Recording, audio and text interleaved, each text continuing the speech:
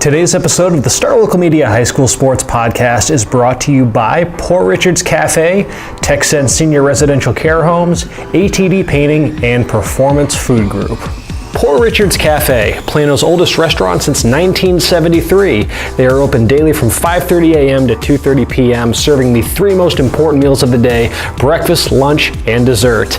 It is true Texas home-style cooking made with love and grit. That is Port Richards Cafe, located off of Avenue K in Plano. This podcast is also brought to you by Texan Senior Residential Care Homes, senior care at its best with a family atmosphere. They specialize in making their facilities as close to a home living experience as possible. Not only that, there are no move-in fees and there are no visitation restrictions. They are located near I-635 in Marsh Lane in Dallas, right near Carrollton. For more information, you can call 469-400-7650. That is Texan Senior Residential Care Homes. And now, let's podcast.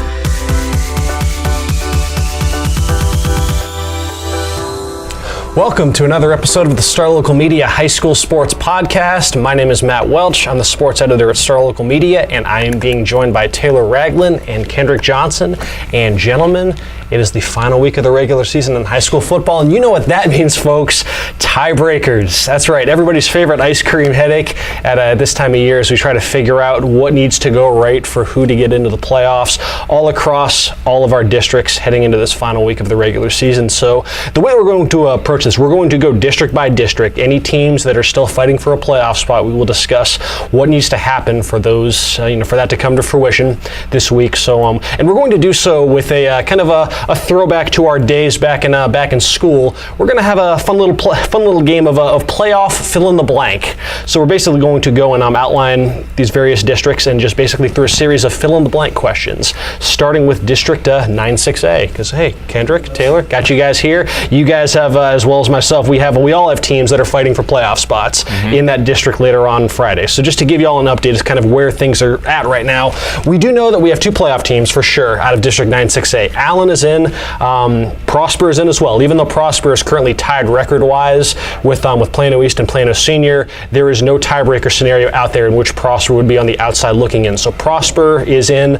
They still have their seed is still up in the air, so they've still got plenty to play for on Friday. But as far as teams that are still alive and fighting for a playoff spot, Plano East, Plano Senior, and McKinney. All three have something big at stake on Friday. So the simple question is this, guys. The last two playoff teams in 9-6A will belong to fill in the blank. For me, I think it's the two Plano schools. Yeah, Plano Senior, Plano East. Kendrick, what was your answer to that?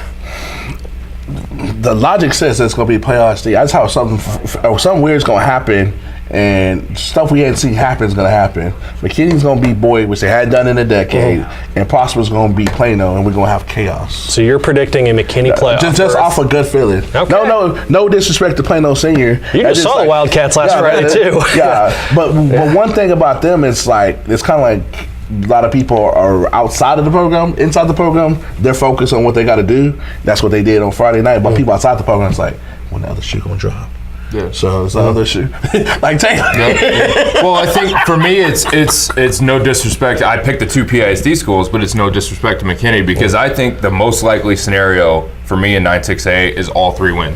And then it's just like, well, sorry, like you did what you could, McKinney, but you just get on the outside looking in, and that would take nothing away from the year that Coach Shavers and they're set up really well for the long haul. Set up for it very well. Them being Boyd would be a accomplishment, as we know. That's been like a house of horrors for them, and so it's crosstown showdown week. Of course, I'll be there.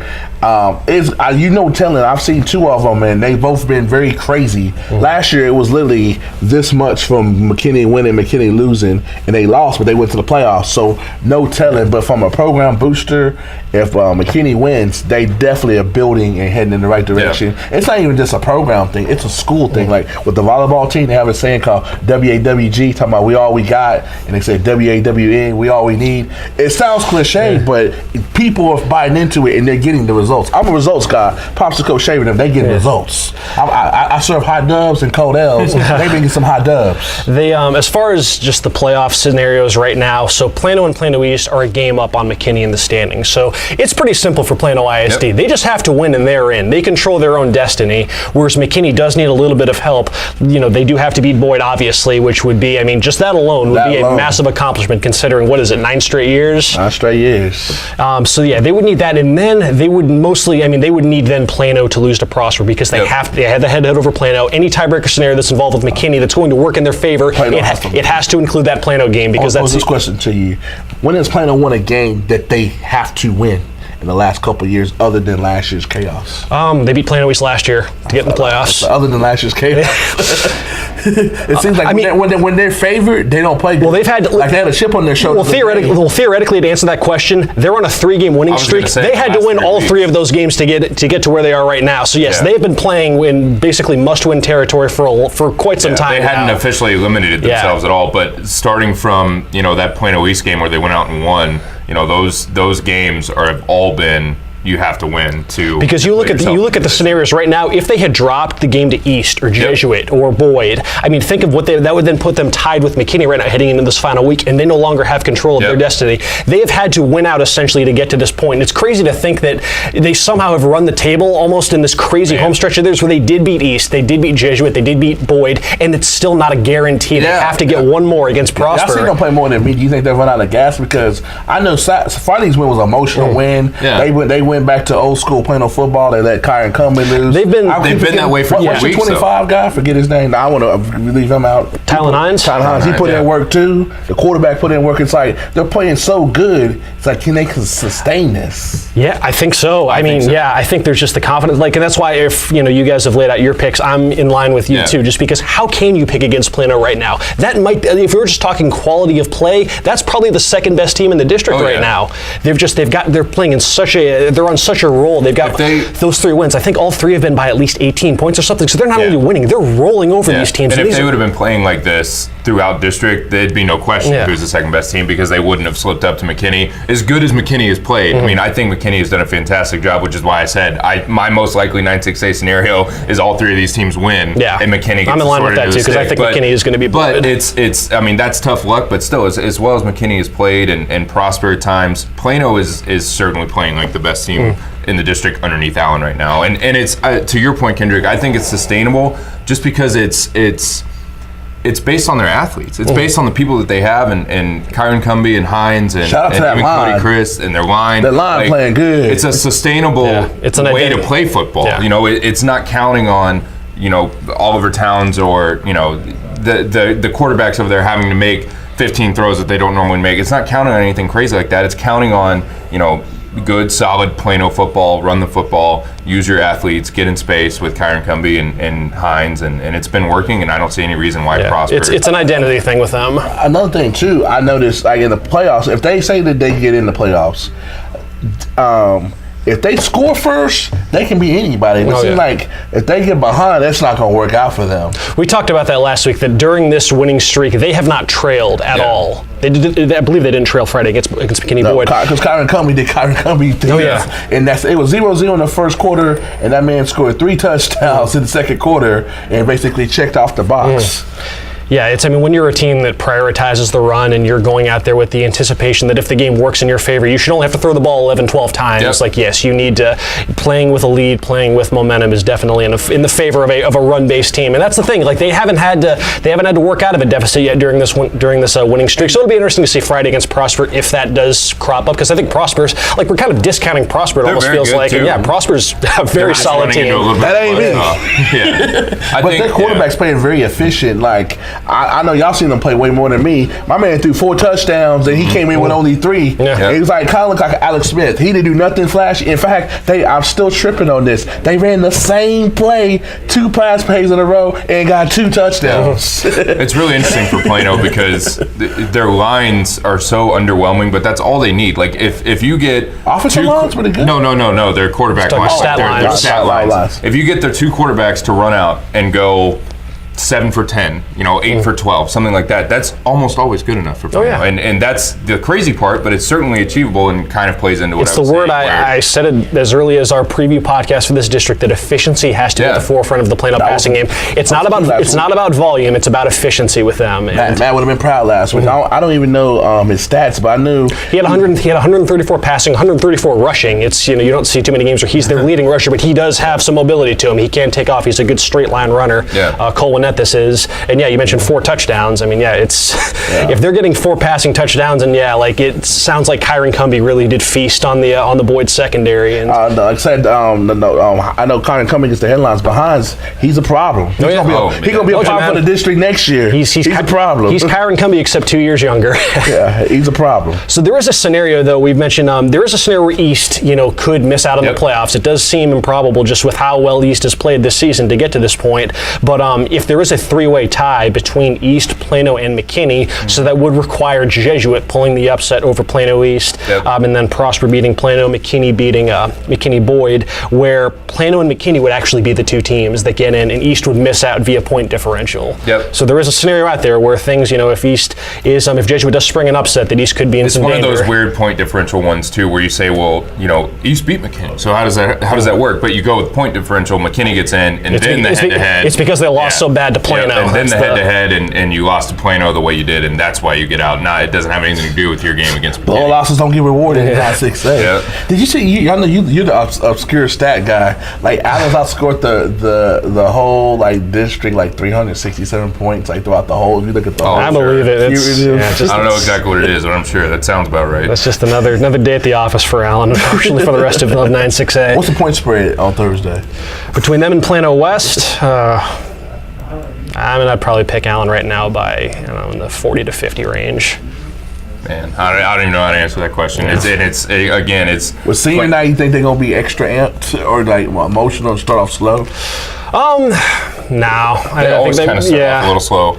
Seems to matter. I see that. They did have 19 points in the first quarter against Prosper last week. So I think there was the emotions and the motivation of a district championship was enough of a carrot to dangle in front of them to where you got about as efficient and effective an Allen team as you got since probably the Plano East game. But that game doesn't have any bearing on the playoff scenario. So that's a look at least at what's at stake for 9-6A heading into Friday night. Said big games between Plano East and Jesuit. That game is at Kimbrough, I believe. I believe so, yeah. Yeah, and then Plano hosts Prosper at Clark Stadium. The Crosstown Showdown is out at McKinney ISD Stadium. Expecting 10,000 people. Should be a big one. Be a crazy night. So yes, we will obviously be tracking all 3 of those games out, covering them, tweeting out updates, and letting y'all know what's going on, so we can figure out just who these last 2 playoff teams are going to be. Fun stuff at stake in 9-6A. So we will have we've got a few more 6A districts that we want to discuss. We're going to do a quick line change and going to pick up in just a quick moment. And we're back. We have Justin Thomas and Devin Hassan to help round out our Class 6A discussion of Week 11 and some tiebreaker chaos. We'll play a little playoff fill in the blank as we explore a couple other 6A districts and what needs to go right for a few other teams to get into the postseason. Let's start with your district, Justin. District 6A. So just as a quick aside on where that district stands right now, 3 of the 4 playoff teams have been decided. We know for sure that Flower Mound is going to be, they've won the district title. They're going to be the top seed out of Division II in the playoff start. Louisville in the playoffs for the first time since 07. Nice job to the Farmers. Way to snap 10 that. for Flower Mound. So 10 for Flower Mound. And Louisville would be they'll be the top seed in Division I. Capel will be the second seed in Division I. So there is still that second seed in Division II that is up for grabs. The teams that are still remaining are Marcus and Hebron. So for this week, Justin, the question is simple. The last playoff spot in 6A will belong to fill in the blank. Hebron. All right. The Hawks need to win and get in. Marcus needs to beat Louisville and have Hebron lose to get in. And Hebron has Irving. And Irving has not won a game this season. And Irving has not played a game within single digits in district. So, maybe if it was MacArthur or even to some extent Nimitz, I could say, Hebron they need to play a good game to pull this one out. I mean, they could even be off a little bit, and I can't see them losing to Irving. I just don't see it happening. So Sorry, Marcus. Yeah, no, it's kind of like what we just discussed with 9-6A, where the most likely scenario could be that Plano East, Plano, and McKinney all win, but just because of just this, somebody's got to get left out. Could have been crazy if Hebron would have beat Louisville last week. Then the Mound Showdown would have been for the final playoff spot. It would have been a real cool story, and stakes never higher for the big rivalry game. But I mean, obviously Marcus still has plenty to play for. Louisville's gonna. Oh yeah, they've got to hold up their end of the deal and still win that game to even have a chance. So it's not like they can just go. I just can't see Hebron losing at home to Irving. I'm sorry, it's not going to happen. Let's go with let's see, Devin, over in your Garland ISD district. Now the 4 playoff teams are already set out there. We do know that it's going to be Sachse-Rowlett in Division 1, and then Naaman Forest and Wiley in Division 2. But obviously, we'd expect no difference. Some high stakes for the Sachse-Rowlett game on Friday night. So basically, the winner gets the top seed. Which, if you look at who that first round opponent's going to be for whoever gets the second seed. Allen, it's obviously there's something massive at stake in that game. Avoid Allen Bowl. The Avoid Allen Bowl. So after Friday night, Devin, the top seed in Division 1 for District 10-6A will belong to. I have changed my mind in the last 30 minutes 10 times. And these are 2 of my favorite fan bases, 2 of the most passionate fan bases of the teams I cover, and I'm going to alienate one of them with this statement, but the top seed will belong to Sachse. I say that now. I may change my mind in 5 minutes. Oh yeah, so we still got 4 or 5 days left, so plenty of time. And the reason I say that, I think this is going to be another down-to-the-wire game as it was last year that saw Sachse come back and rally for a 42-35 victory, scoring the game-winning touchdown with 31 seconds left. These are 2 different teams. These are 2 teams that have rolled. This has been when the schedules came out, they said this game's in week 11. Everybody kind of pointed at that and said that's going to be for the district championship and the top seed, and it's turned out that way. But I'm picking Sachse. I give them the slight edge because I think they just have more playmakers on defense. The Rowlett defense has been solid all season long, but Sachse just has those kind of playmakers, with Hunter Spears and Clark Yarborough up front, Bryce Robinson in the middle, Micah Buchanan in the secondary, and Braylon Brooks, especially in the secondary. Braylon Brooks has 8 interceptions this season, 2, he's taken back for touchdowns.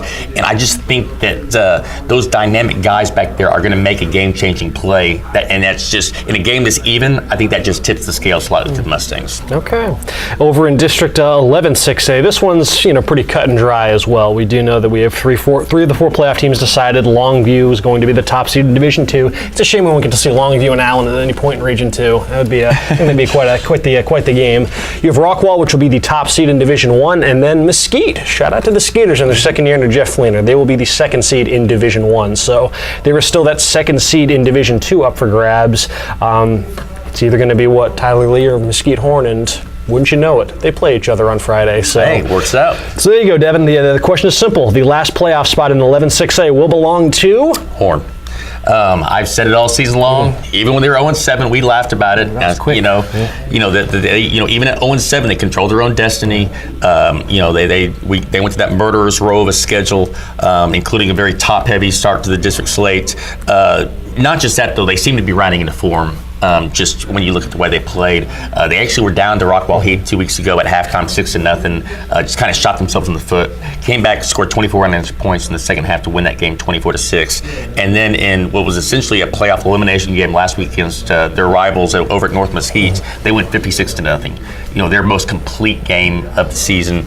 And so it looks like they're kind of rounding into form, as Horn's been known to do. This is a team that's made 10 straight playoff appearances. They save their best for last. They may go to the playoffs sometimes with a 5-5 record. They went in at 4-6 one year, but they hit their stride late in the season, and that seems to be what they're doing this year. Again, they have to go on the road, and it's never easy making that road trip out east to Tyler against a Tyler League team that obviously is playing for their own playoff hopes. But I think Horn is the better team, and I think Horn gets that final playoff spot. It reminds me of that DeSoto team a few years ago that went 5-5 and then actually almost beat Allen in the second round of the playoffs. I believe that was like a 42-41 game. So Horn, just based on its pedigree, the record might not look as glossy by the end of the season, but still a program that has enough skins on the wall to where if they do get into the dance, they could still make some noise potentially. Yeah, and it's interesting because you don't know who they're going to match up in the first round.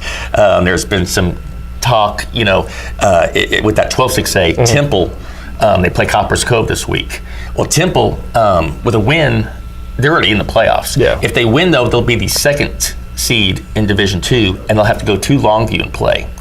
If they lose to Copper's Cove, they go to Division I because Copper's Cove gets in, and then they get to potentially host Mesquite Horn, 3-7 Mesquite Horn. So, do you throw the game or not throw it? But how do you handle that? Because it's fascinating. You want to win, but your reward is a home day, or a road game at Lobo Stadium, which is one of the toughest places in the state to play. But if you lose, you have to settle for a home game. It's not the worst thing, yeah. So yeah, it's hard to say, how Horn will match up because that's obviously a loaded Division II bracket. But as Coach Overton said last week, once you're in, anything can happen. Yeah. So we've still got some chaos over at the 5A level that we need to hammer out. One of those, probably the district that has the biggest ice cream headache is the Frisco district.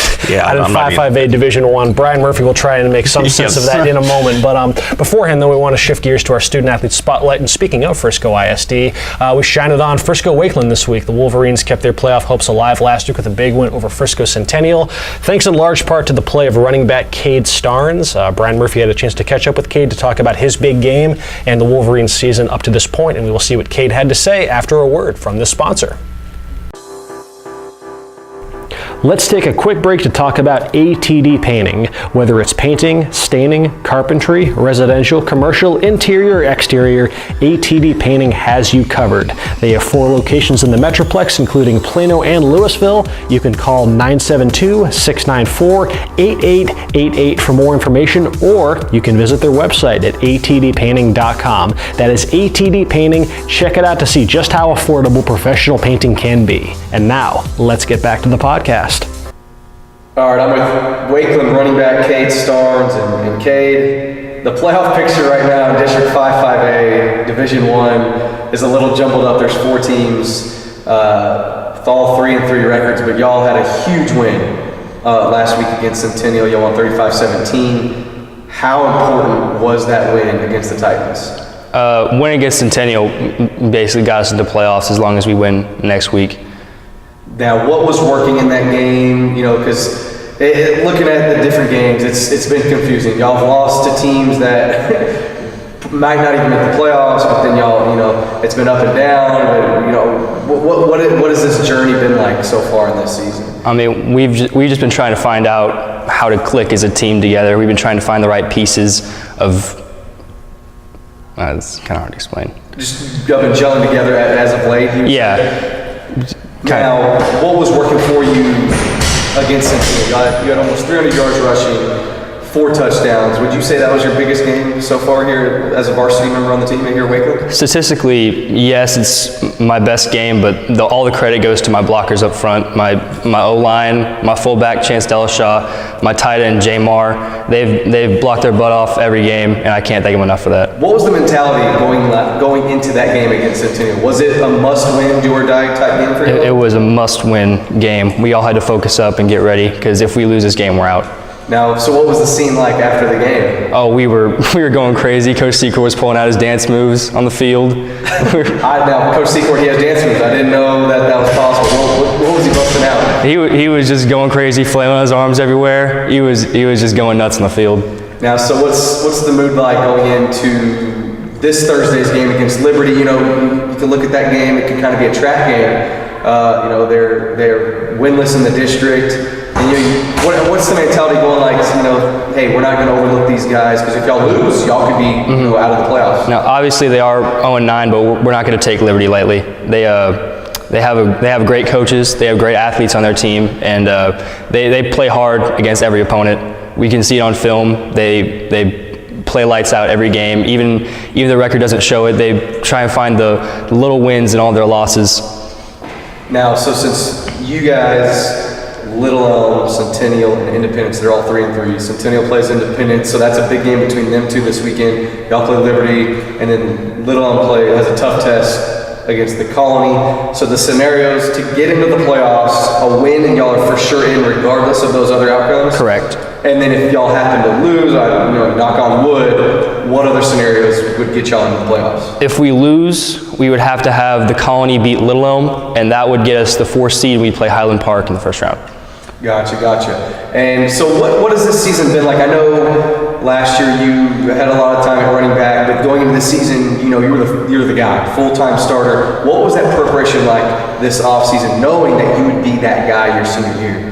Well, obviously we had some up and downs with people leaving this offseason, transferring, so I'd have to prepare to have a bigger role this year. And we've had guys step up. We've had linemen step up for guys that have been hurt this season. We've had our new quarterback, Dylan Leibel, step up as he's been getting better every week. We've had receivers make great plays. We've had everyone on the offense play great. Name some other specific guys that have stepped up, because Rafidi, you lost him. He's off at Texas. You have Trey Adams playing Division I football as well off at Arizona, star receiver last year. Yep. So which guys have filled in those roles from Division I caliber athletes? Now, we were going to have Mike Callahan, but Mike Callahan unfortunately had a season-ending injury, so we've had Tyler Reichsteiner step up at our right guard position. We've had Jensen Spillum has been amazing filling that left guard spot. Alex Lara filling the left tackle. Tage has been great at center all year. We've had Austin Hurley, who has improved so much since last year. He's just been amazing. Now, lastly, what are the keys to victory going to be Thursday night against Liberty? We have to play our hardest. We can't take Liberty lightly at all. That if we play like I know we can play, we can win easily. I think we can beat anybody in the playoffs if we do that. Thanks again to Cade Starnes for taking the time to chat with Brian for our Student Athlete Spotlight. So let's just pick right up there with Wakeland and District 5-5A Division I as we continue to explore what needs to happen on Friday with just tiebreakers and all that convoluted mess to sort out the playoff pictures in our respective football districts. It feels like every year we go through this exercise with Frisco ISD's district, and sure enough, and this season is no different, because entering the final week there is, wouldn't you know, a 4-way tie for third place in this district. Yeah, Frisco always beats up on Frisco. Coach Marty Secord at Wakeland, he calls it the Frisco factor, and the Frisco factor is a real thing. I met with him earlier today, and we were in his office looking at his board of the standings and who's played who and this and that, and it was just madness. I couldn't read it. It looked like I was reading a foreign language. And I just talked to Little Elm head coach Kendrick Brown. He kind of explained it a little more to me as well, and I think we got this down. Okay, so Wakeland, Independence, Centennial, and Little Elm, they're all tied at 3-3. The Colony, they're district champs, they're 6-0. Yep. Lone Star, they're locked in at the 2 seed at 5-1. So let me preface this first off before I cut you off. Okay. So, it's sticking with how this podcast has been formatted. I'm going to ask you a simple fill-in-the-blank question. The last 2 playoff spots in District 5-5A Division I will belong to... Oh, man. Wakeland will for sure get one of them. They play Liberty. They're 0-9 this year, down year. I just don't see a scenario where Liberty comes close to beating Wakeland. Wakeland is in, depending on those other two games, big games in District 5-5A Division I this weekend. They're somewhere 3-4. We don't know yet, but they're one of those 2 spots. And anything can happen in a rivalry game. We saw it last year with Little Elm and the Colony. Little Elm beat the Colony. I think this year's the Colony team is just even better. They're just too good. As unlikely as that is, I don't see Little Elm upsetting the Colony this year. I mean, stranger things have happened. I'm not saying it's totally not going to happen, but if you're making me gonna pick the final 2 spots right now, which you are, because you're very mean, you're the worst person on the planet, I'll go Wakeland and Independence. Okay. Now kind of outline what needs to happen for that scenario to come to fruition. So for Wakeland, when they're in, Wakeland needs the Colony to win based off seeding, because if, regardless of who wins that Independence Centennial game, the winner of that game and Wakeland, and assume if Little Elm wins, they'd all be tied and have a 3-way tie, and Little Elm would have the upper hand on that based off point differential. There's a 17-point cap differential or whatever in this district. Little Elm would actually be tied with Wakeland, and then the next factor would be head-to-head, and Little Elm beat Wakeland head-to-head. So Little Elm would then be the 3 seed, Wakeland would be the 4 seed. So yeah, and then if you're Centennial, obviously you have to win. Yeah. And then you want the Colony to lose, or the Colony to beat Little Elm. And a Wakeland loss wouldn't hurt too. But actually, a Wakeland loss would help. And then that would push them to the 3 seed. And then if you're Independence, kind of the same deal. But there's a chance if you're Centennial or Independence and you win, there's a chance you still don't make the playoffs if Wakeland and Little Elm both win this weekend as well. Wow. My head hurts. Yeah. I have no idea what I'm talking about at this point. I think I blacked out for a good 5 seconds. What a man! Yeah, never change. Frisco ISD, never change. What a district. Every year, man. Death taxes and Frisco ISD tiebreakers in week 11. Pretty much. Let's shift gears. How do we come back from that? Where do you even go from there? We get to go to a district where It's an ender. let's try to carry on with a look at District 7-5A Division 1 over in your neck of the woods, Devin, in a district that we know who the top 2 seeds are going to be in the wake of that crazy John Tyler Poteet game last Friday that was decided on a Hail Mary. John Tyler, shout out to John Tyler, made the drive all the way west and came away with the W over Poteet. They will be the number 1 seed out of that district. Poteet will be the number 2 seed. So there still begs the question of, and I believe McKinney North is in, right? No, actually, Poteet is not guaranteed. Poteet is not guaranteed. Okay, seed. interesting. McKinney North is 3-2, and Poteet is 4-1, and those teams play on Thursday. Okay. So if McKinney North beats them head-to-head, they move into a tie, and Sherman's still in this mix as well. It could be very cut and dry. Basically, rather than getting into a lot of potential craziness, this is pretty much set in terms of there's 2 spots remaining: McKinney North, Sherman, and West Mesquite. West Mesquite has to beat Texarkana, Texas High, which I think they will, but they also need McKinney North to beat Poteet, and they need John Tyler to beat Sherman. Because if Poteet beats McKinney North, then those 3 teams end up in a tie for 3rd place. But West Mesquite's going to be the odd man out because the way Mesquite ISD districts handle tiebreakers, it's for worst one is eliminated and then the other 2 go. So West Mesquite loses the point differential there, so they'd be out. So that's what they have to have happen, is they have to somehow create a tie for 4th with Sherman, who they beat 33-27 last week, and then they would have the head-to-head tiebreaker. Any other scenario, Sherman and McKinney North go. Now again, there's still all sorts of craziness that can happen in terms of seeding 2 through 4. Poteet wins, they're the 2nd seed. But there's a potential, if Sherman knocks off John Tyler, McKinney North beats Poteet, that you have a 3-way tie for 2nd. And then we get into point differential again, but that's no use getting into that now because Poteet and McKinney North don't play till Thursday, so we don't know what the points are going to shake out. But a little potential chaos, but it's not Frisco-like in any stretch of the imagination. But there's still plenty at stake this week. So then I guess for the sake of some fill in the blank, so if we know that John Tyler is the 1 seed, then the final 3 playoff spots in this district will belong to Poteet, McKinney North, and Sherman. I do think it plays out that they finish tied. I think Poteet beats McKinney North on Thursday to solidify that 2nd spot. I think John Tyler will beat Sherman. And I think West Mesquite will beat Texas High, so you will have a 3-way tie for 3rd. But again, those points are already settled, and West Mesquite would be out in that scenario. Okay. Let's round this out with a look at another 7-5A, District 7-5A Division 2, another district where I believe we get maybe some potential misinformation on who is clinched and who is not. Right now what we do know is that obviously Frisco Reedy has taken care of business on their end. They are going to be the 1 seed. And we also know that Lovejoy has clinched a playoff spot as well. However, their seed can still fluctuate. We do know that the playoff spots up for grabs will go to either Lake Dallas, Denison, or Frisco. So Brian, the last 2 playoff spots in District 7-5A, Division 2. I'll take this one. Thank you. Yeah, we just gave you a mouthful with 5-5A Division 1. I think it's going to go to Lake Dallas and Denison. So basically, with even though Frisco has a game up on those 2 teams in the standings, Frisco is 5-2 in that district, and Lake Dallas and Denison are 4-3. The way that the matchups align, first off, as far as the games go, Frisco plays Lovejoy, which is still playing for a playoff seed. They know that they're in the playoffs, but as far as seeding goes, especially when you look at that first round, you obviously want to get as high as you can. So yes, Lovejoy has plenty to play for in its season finale against Frisco. You have Lake Dallas versus Lebanon Trail. Lebanon Trail, which is 1-8 on the season, 0-7 in district play.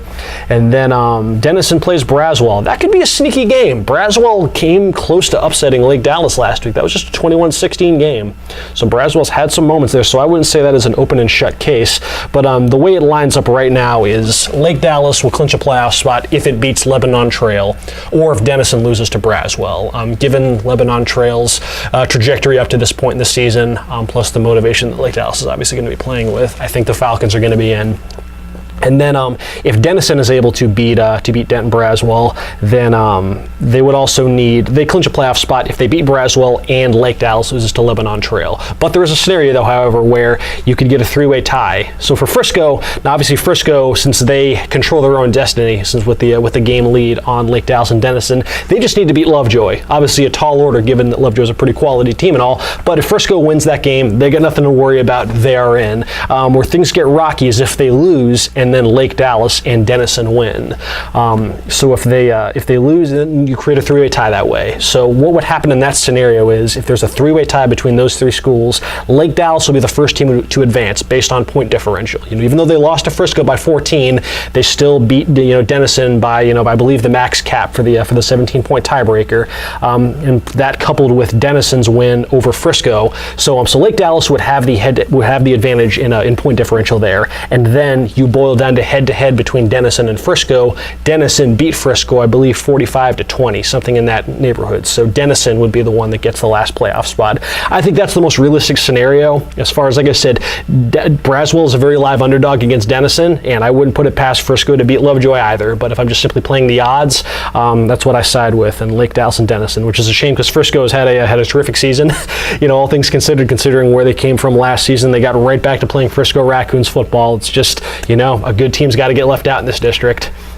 I'm going to go with a hot take here, and I'm going to say Frisco's going to make the playoffs. I'm not saying they're going to beat Lovejoy, but that Braswell-Denison game, I don't think that's a lock. Mm-hmm. That's not Wakeland against Liberty over here. That could be a game. That could be a sneaky game there, and how awesome would that be? Yeah. Maybe not awesome, but how crazy would that be if Frisco beat Lovejoy? That would be pretty insane. I'm not saying it's going to happen, but I'm going to go with the hot take here that Frisco's going to find a way to somehow and sneak their way into the playoffs. Because if Frisco does lose, then you need Denison to have lost as well, because Denison has the head-to-head. So any tiebreaker scenario that involves Lovejoy and Denison is not going to work in the Raccoons' favor. It would be just such a shame that if they didn't make the playoffs, after they'd finish 5-3 in district play, beat Lake Dallas, and you were at that game. That was great. It was good old Frisco Raccoons football. Mm-hmm. Play good defense and run the rock just down their throat with the wing tee and the old school style offense. But nonetheless, even if they don't make the playoffs, it's such a turnaround for the Raccoons. That is somehow us trying to make heads and tails of what is shaping up to be a wild final week in high school football. Hope you're able to keep up with all the tiebreakers and all the potential for chaos this Thursday and Friday. And sure enough, we will be covering it all throughout the week to keep you all apprised. And hey, folks, that will do it for this edition of the Star Local Media High School Sports Podcast. Big thanks to Brian, Devin, Taylor, Justin, Kendrick, everybody who helped chip in on this one. Folks, we'll be back on Wednesday with another edition as we preview our game of the week. In the meantime, folks, you keep enjoying your week, and we will talk to y'all later. Thanks for checking out this edition of the Star Local Media High School Sports Podcast, brought to you by Performance Food Group. They deliver more than 150,000 food and related products to customers all across the country. Their McKinney office is currently hiring Class A CDL drivers, order selectors, and many other entry and part-time positions. For more information, you can visit their website at pfgc.com/careers, or you can call 214-491-3130. That is Performance Food Group, located in McKinney at 500 Metro Park Drive.